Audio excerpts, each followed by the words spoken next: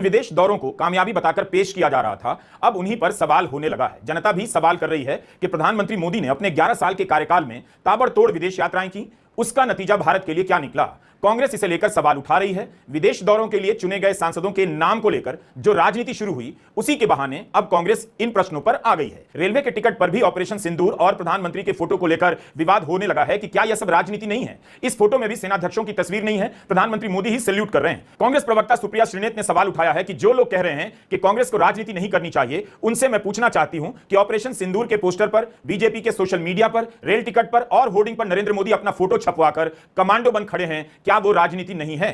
कामयाबी सेना की, लेकिन फोटो और पोस्टर में तस्वीर केवल प्रधानमंत्री मोदी की, क्या यह राजनीति नहीं है। इन तस्वीरों का यही मतलब है कि बीजेपी को इस ऑपरेशन का राजनीतिक लाभ जल्द से जल्द लेना है, वरना सेना के तीनों अंगों के प्रमुखों की तस्वीर होती, या कम से कम उन सैनिकों की तस्वीर जो देश के लिए शहीद हुए हैं, मगर केवल एक और एक चेहरा प्रधानमंत्री मोदी का। इसी तरह विदेश नीति का एक ही चेहरा प्रधानमंत्री नरेंद्र मोदी। ध्यान रहे, यात्राओं के इन हिसाब में विदेश मंत्री एस जयशंकर की यात्राएं शामिल नहीं है, क्योंकि उनका काम ही है विदेश मामलों के संबंध में यात्राएं करना। लेकिन जिस तरह से प्रधानमंत्री मोदी यात्राएं करने लगे, उससे लगने लगा कि मोदी सरकार की विदेश नीति का चेहरा एकमात्र वही है। सवाल पूछा जा रहा है कि ऑपरेशन सिंदूर के बाद सांसदों की 7 टीमों को 32 देशों में क्यों भेजा जा रहा है। क्या प्रधानमंत्री मोदी की विदेश यात्राओं से कुछ नहीं मिला? अगर नहीं मिला तो पक्ष विपक्ष के 59 सांसदों की टीम क्या हासिल कर लेगी। आमतौर पर विदेश नीति की घरेलू राजनीति में समीक्षा नहीं होती, लेकिन घरेलू राजनीति में प्रधानमंत्री मोदी के विदेश दौरों और विदेश नीति को जमकर इस्तेमाल किया जाता है। गोदी मीडिया और बीजेपी